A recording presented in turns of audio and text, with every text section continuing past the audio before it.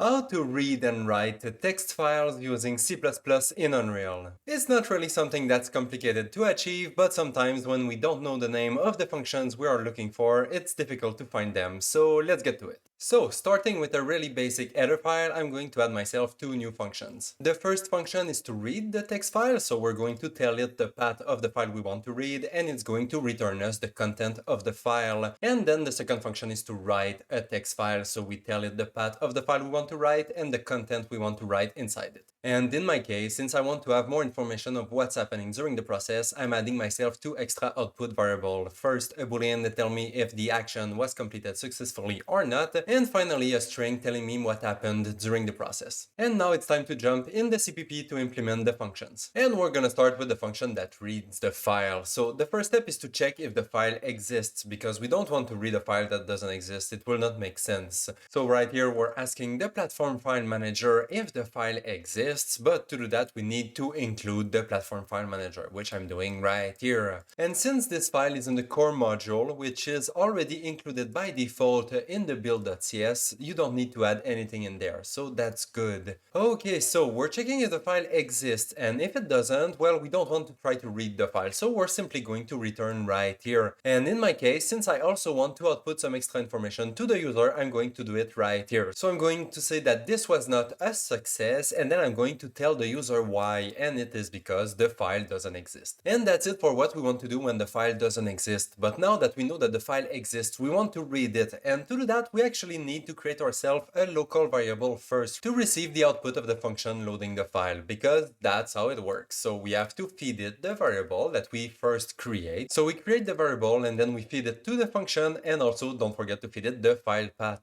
And also, since this function is inside a new class, we also have to include it right here.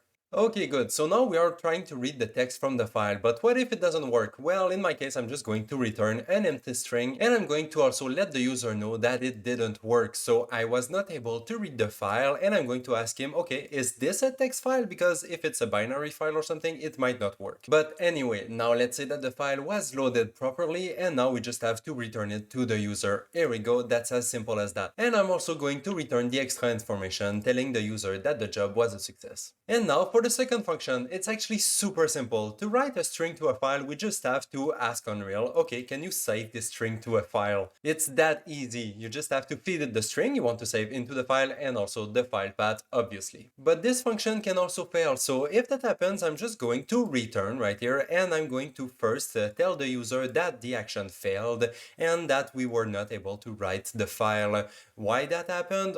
Maybe the file was read-only, maybe the path was not valid. And actually we're technically done, because if the function was able to save the file, it means that the file was saved, and that's everything we wanted to do. But in my case, I'm also going to let the user know that the task was a success and I was able to write the file. And that's it. Now it's time to go in Unreal to test all that. So in Unreal, I created myself a little widget just so it's a little bit nicer for us to debug. It looks a little bit complicated right now, but it's not that complicated. There's just a little text field right here so I can edit the path of the file that I want to read or write, and then a second text field to edit the text that is written inside the file. Also, when we are reading the file, the text that is already written inside the file is going to show up inside that second text field.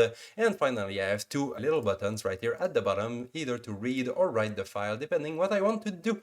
Good, so now for the implementation in the graph right here, we can see that it's super simple. I just linked my two buttons right here, the read and write button, to both the new function we created today. So the read function and the write function right here. For the read function, I'm just taking the path of the file and then I'm reading it. And then what the function gives me, I'm going to write it inside the second text field in my widget. And for the write function, I'm going to feed it both the path of the file and also the text that I want to write inside that file. And don't worry about the two little macros right here, it's just to display the info message on the widget. So let's go see how it looks when we try to call the functions. So here is my little window, and this is the path of the file we want to either read or write.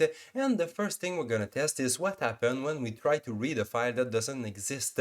Right here in the top right corner, we can see that my temp folder is completely empty, so it doesn't have any file inside it. So what happens if I click on read right now? We can see that Unreal tells us that the file doesn't exist. So that's that's good. And the second thing we're gonna test is to write some text in the file. So let's type some text in there and click on the write button. We can see that first the file appeared on the right, and also Unreal told us that it was able to write the text inside the file and also create the file at the same time.